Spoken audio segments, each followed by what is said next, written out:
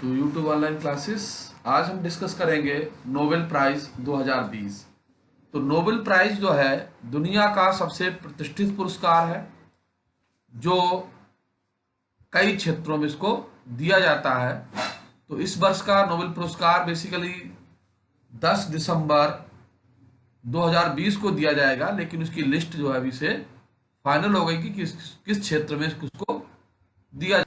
तो Nobel prize के सभी विजेताओं के नामों की घोषणा हम बता चुके हैं, हो चुकी है, और जानते हैं कि नोबेल प्राइज दुनिया का सबसे प्रतिष्ठित पुरस्कार माना जाता है। ऐसा इसलिए कि जिन लोगों को पुरस्कार दिया जाता है उनका चुनाव दुनिया के किसी देश से किया जाता है। नोबेल प्राइज अपने में बहुत खास है, इंपॉर्टेंट।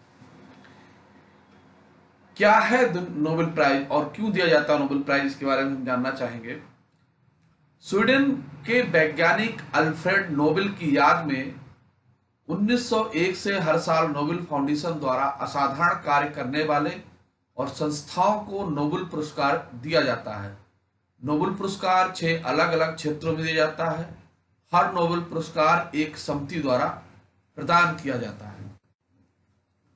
तो बेसिकली जो नोबेल प्राइज है वो किन किन क्षेत्रों में दिया जाता है। तो नोबेल प्राइज जो है शांति, साहित्य, भौतिकी, रसायन, चिकित्सा, अर्थशास्त्र के क्षेत्र में दिया जाता है। नोबेल प्राइज का चयन विश्व का यह सर्वोच्च पुरस्कार है। तो नोबेल पुरस्कार का जो प्रशासकीय कार्य नोबेल फाउंडेशन देखता है। नोबेल फाउंडेशन की स्थापना 1900 में की गई थी। Royal Swedish academy of sciences भौतिकी, फिजिक्स, केमिस्ट्री और अर्थशास्त्र में नोबेल पुरस्कार विजेताओं का चयन करती है। तो चयन है वो कई संस्थाओं द्वारा इसमें किया जाता है। नोबेल पुरस्कार का चयन उसके अलावा जो है वो कैरोलिना इंस्टीट्यूट स्टॉकहोम स्वीडन में नोबेल असेंबली मेडिसिन के क्षेत्र में विजेताओं के नाम की घोषणा करती है।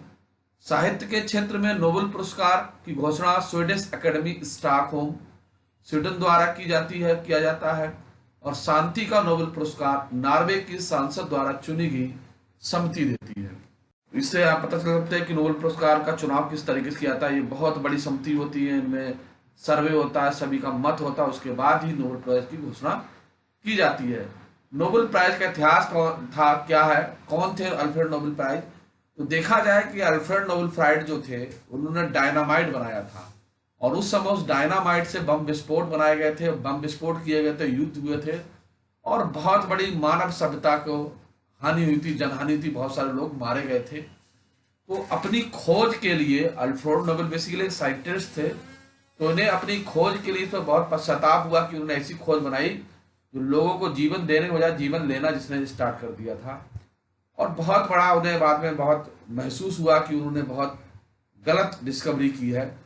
तो उस जो गलत हुआ है, जो तबाही हुई थी मानव सभ्यता की, उसको पश्चाताप करने के लिए उन्होंने किया था कि अपने जीवन में जितनी उन्होंने कमाई की थी, जितना पैसा कमाया था, उसे एक संगठन बनाया और उन्होंने कहा जो अच्छे कार्य करेंगे मानव जीवन के लिए, मानव सभ्यता के लिए, समाज के लिए, उनको जो पैसा था उन्होंने लगाया था उसमें ट्रस्ट में, उस पैसे के ब्याज से उनको पुरस्कार दिया जाएगा। तो ये उनकी जो भरपाई होगी जो समाज का नुकसान हुआ है। अब हम जानते हैं कि अल्फ्रेड नोबेल कौन थे, उसका पुरस्कार कैसे स्टार्ट हुआ, इसके बारे में जानेंगे हम इतिहास से। साइंटिस्ट अल्फ्रेड नोबेल ने डायनामाइट नामक विस्फोटक का आविष्कार किया था। 10 दिसंबर 1896 को इटली के सैन रेमो में अल्फ्रेड नोबेल का देहांत हो गया था। उनके जीवन के अंतिम दिनों में उन्हें युद्ध में भारी तबाही मचाने वाले अपने आविष्कारों को लेकर बहुत पश्चाताप था। उन्होंने मानव हित की आकांक्षा से प्रेरित होकर अपने जीवन का उपयोग स्थापित करने में किया, जो हर साल भौतिकी, चिकित्सा, साहित्य, शांति क्षेत्र में दिया जाता है।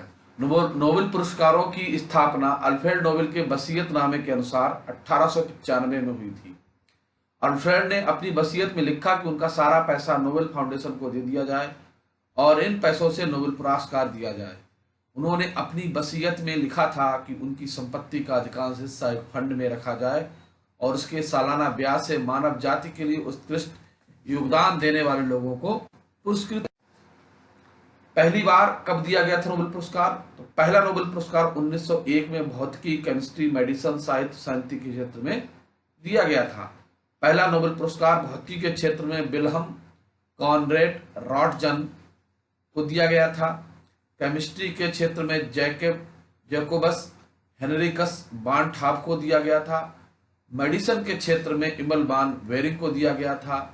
साहित्य के क्षेत्र में सुली प्रधोम को दिया गया था। शांति के क्षेत्र में डूनांट को दिया गया था।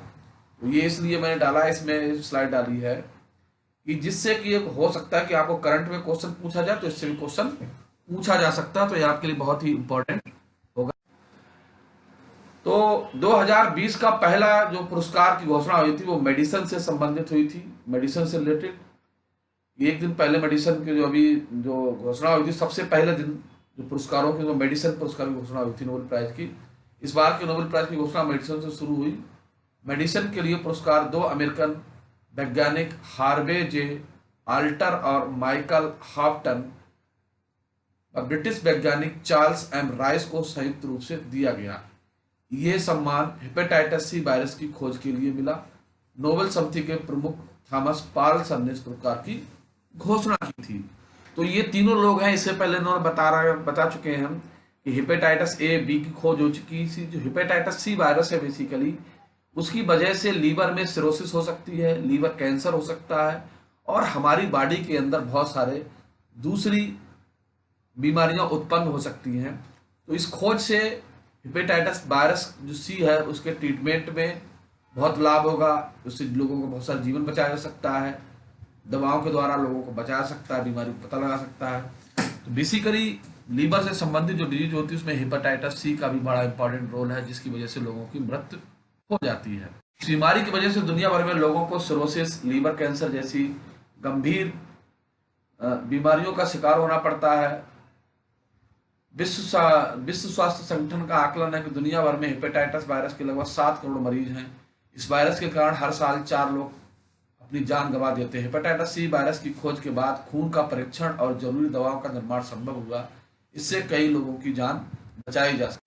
अब हम बात करते हैं भौतिकी का नोबेल पुरस्कार।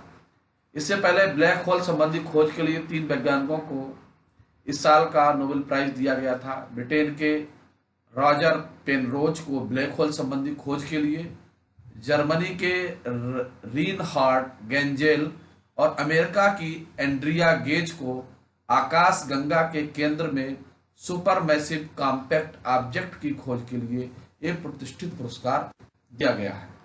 जो इनका अंतरिक्ष और खगोल विज्ञान में बहुत बड़ा रोल है, इससे और दूसरी खोजों के सहायता मिलेगी। और ये खोज जो है 1956 में मैथमेटिक्स का चौधरी के फार्मूले पर आधारित है। केमिस्ट्री का नोबेल पुरस्कार 2020 के लिए ऐलान कर दिया गया है इसका भी। और ये पुरस्कार जो है इमैनुअल सार्पोची, जेनिफर डाउडिना को जीन एडिटिंग के तरीके की खोज करने के लिए दिया गया है। इस पुरस्कार के जरिए अक्सर उन कार्यों को सम्मानित किया जाता है जिनका आज व्यावहारिक रूप में विस्तृत उपयोग हो रहा है। तो बेसिकली ये बायोलॉजी, बायोटेक्नोलॉजी से भी संबंधित है। अब इसमें इन्होंने जीन एडिटिंग के कार्य 1912 में कर दिया था। जीन एडिटिंग से बहुत सारे कैंसर, दूसरी जेनेटिक डिजीज को ट्रीटमेंट करने में हेल्पफुल होते हैं। उनके द्वारा मनचाहे फ्रूट्स बना सकते हैं, डिजीज रेजिस्टेंट प्लांट तैयार किए जा सकते हैं, या आवश्यकता के अनुसार प्लांट्स में जेनेटिक चेंज कर सकते हैं या दूसरे जेनेटिक चेंज कर सकते हैं। इनकी इस खोज से कैस्पर-9, जिन्होंने खोजा था टेक्निक को कैस्पर-9, कैस-9 नाम दिया गया था। बायोटेक्नोलॉजी के क्षेत्र में, बायोलॉजी के क्षेत्र में, बॉटनी के क्षेत्र में, केमिस्ट्री के क्षेत्र में और चिकित्सा क्षेत्र में और उनसे जुड़े हुए दूसरे क्षेत्र में बहुत बड़ा बूम था, जिससे मनुष्यों की चिकित्सा में बहुत बड़ा क्रांति का काम उन्होंने किया था। और उससे जो बहुत ही सीरियस डिजीज है उनको जो है ट्रीटमेंट करने में हेल्प हुआ था, उनको खोजने में, गुत्थी सुलझाने में किया था। इसमें दिखाया गया है। इसमें जीन एडिटिंग की हर जीन जो होता है, देखा जाए साइंस के क्षेत्र में, अपना एक अलग कार्य करता है। हर जीन काम करने के लिए स्पेसिफाई होता है। बहुत सारे जीन होते हैं, जैसे डायबिटिक देखा जाए, भारत दुनिया में डायबिटिक में नंबर 1 पे पहुंचता हुआ है, क्योंकि यहाँ की जो लाइफ है, दूसरे बहुत सारे कारण हैं, अवेयरनेस नहीं है, उस कारण जो है धीरे धीरे इंसुलिन की समस्या लोगों में उत्पन्न होती है और जिससे उन्हें डायबिटीज हो जाती है। तो इस समस्या को भी जीन एडिटिंग के द्वारा हम सुलझा सकते हैं।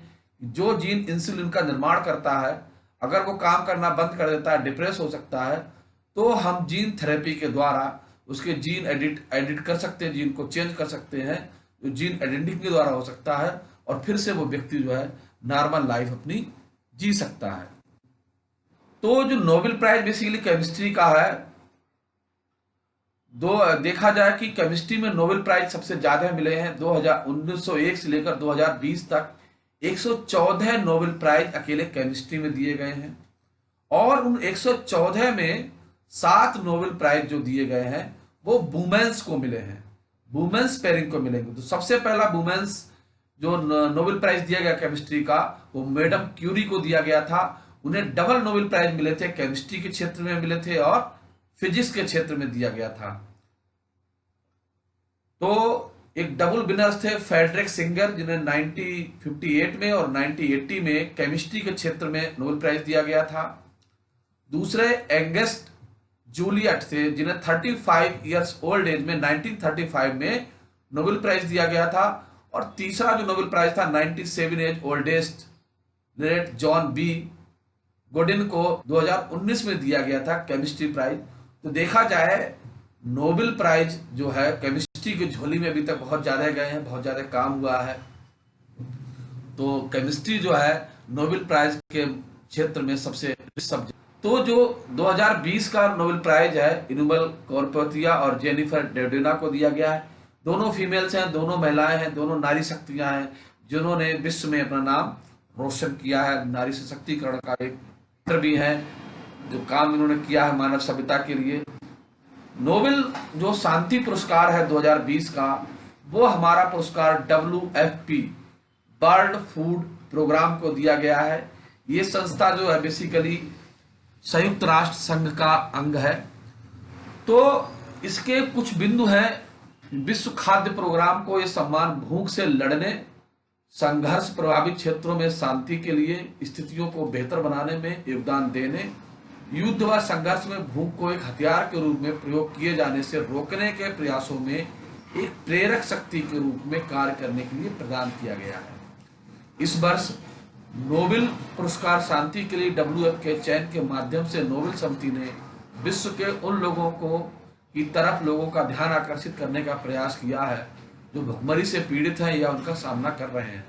1901 में नोबेल पुरस्कार शांति की स्थापना के बाद से WFP को 28वां संगठन है जिसे पुरस्कार दिया गया है। यह 12वां मौका है जब संयुक्त राष्ट्र संघ की इसकी किसी एजेंसी या उससे जुड़े व्यक्ति को नोबेल पुरस्कार प्रदान किया गया है। वर्ल्ड फूड प्रोग्राम है क्या? विश्व खाद्य कार्यक्रम संयुक्त राष्ट्र की खाद्य सहायता शाखा है। ये वैश्विक स्तर पर भुखमरी की समस्या से लड़ने, खाद्य सुरक्षा को बढ़ावा देने के लिए कार्य करने की सबसे बड़ी मानवीय संस्था है। विश्व खाद्य कार्यक्रम की स्थापना 1961 में की गई थी। इसका मुख्यालय रोम में स्थित है।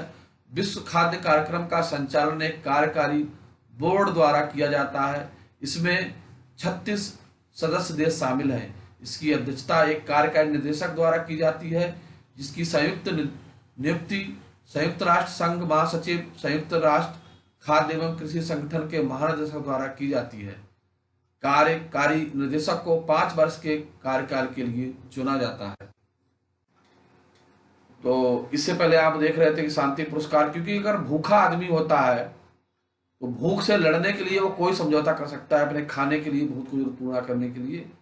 तो शांति पुरस्कार उसको दिया गया था, क्योंकि अगर लोगों को चाहते, जो आतंकवादी लोग हैं, जो संगठन हैं, वो उनको पैसे का लालच देखो लोगों को अपनी तरफ कर सकते थे और उनको जो है समाज में बहुत बड़ी जो समस्या थी पैदा हो सकती थी। अगला साहित्य पुरस्कार हमारा 2020 का नोबेल पुरस्कार है, जो कवित्री लुईज गुलिक को दिया गया है। यह पुरस्कार स्वीडिश नोबेल कमेटी ने अमेरिकन कवित्री लुईस गुलिक को 97 वर्षीय हैं, साहित्य के क्षेत्र में देने का ऐलान किया है। 1968 में लुई की पहली किताब फर्स्ट बोर्न प्रकाशित हुई थी। इसके बाद से वे अमेरिका की जानी मानी समकालीन साहित्यकार बन गई। लुईस की कविताओं के 12 संग्रह प्रकाशित हो चुके हैं, उनके कई निबंध भी हैं।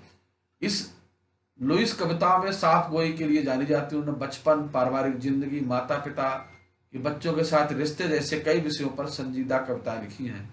1992 में आए द बर्ड आइरिश को लुईस ने बेहतरीन कविता संग्रह में शुमार किया जाता है। इसमें स्नोड्रॉप कविता में ठंड के बाद पटरी पर लौटी जिंदगी को दिखाया गया है। 1943 में न्यूयॉर्क में पैदा हुई वे कैम्ब्रिज में रहती हैं। कविता लिखने के अलावा वे येल यूनिवर्सिटी में अंग्रेजी के प्रोफेसर हैं। तो साहित्य के क्षेत्र में बहुत बड़ा नाम है।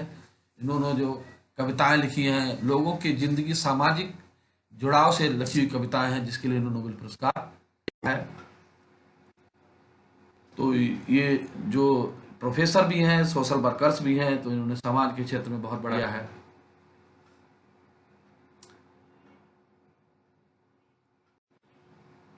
अर्थशास्त्र का नोबेल पुरस्कार, तो अर्थशास्त्र का नोबेल पुरस्कार विल्सन